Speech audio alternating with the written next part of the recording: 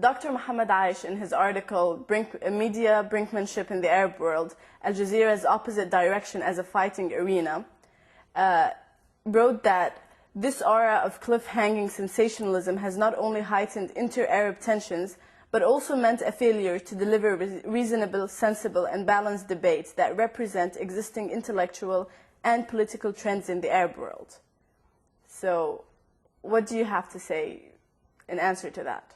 We Arabs talk as if we have been the most civilized militarily, politically, culturally, and so on and so forth. If you look at our history, it's a history of bloodshed. It's a history of killing. It's full of all sorts of crimes.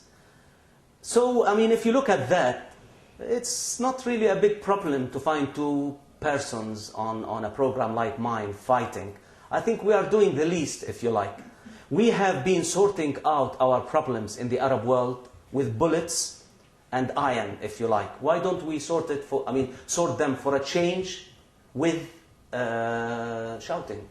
Let us shout. It's much better, actually. So I say to Dr. Aysish, we've got to take into account the fact that television itself is not arena for intellectualism. That's another thing. You can't be intellectual on television. Intellectual at all. Otherwise, you can be intellectual, but you would be watched by a couple of people. That's all.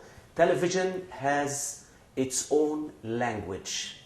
So you mean sensationalism? Well, you've got to have sensationalism. Of course, you can't. Why are you talking about my program now? Because it's sensational. Yes. Were it not sensational, you would have never touched on it. I can't. Can you say the last part of the question, if you don't mind? This aura of cliff-hanging sensationalism has not only heightened inter-Arab tensions, but also meant a failure to deliver reasonable, sensible, and balanced debates that represent existing intellectual and political trends in the Arab world. On the contrary, actually, if you look at the program at Al-Tijah Al-Mu'akis, it is an arena for all voices to be heard. It is the first time ever that all voices are heard. It's a little difficult with all the shouting. Well, the shouting, look, they keep talking about the shouting in the program. Why don't you have a look at the way things are tackled or discussed in Western parliaments? Look at the way things tackled in the British Parliament. They shout much more than we do in our program.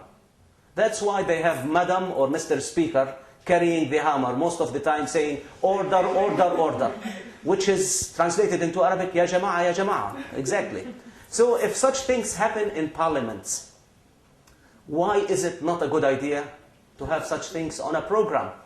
In Italy, by the way, in the Italian parliament, they were exchanging words. They were not exchanging words. They were exchanging chairs.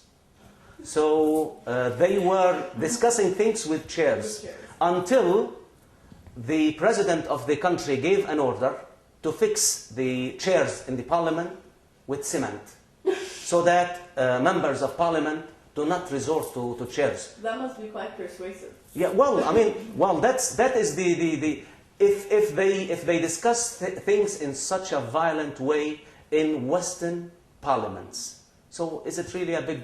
So aren't we supposed to try and become better?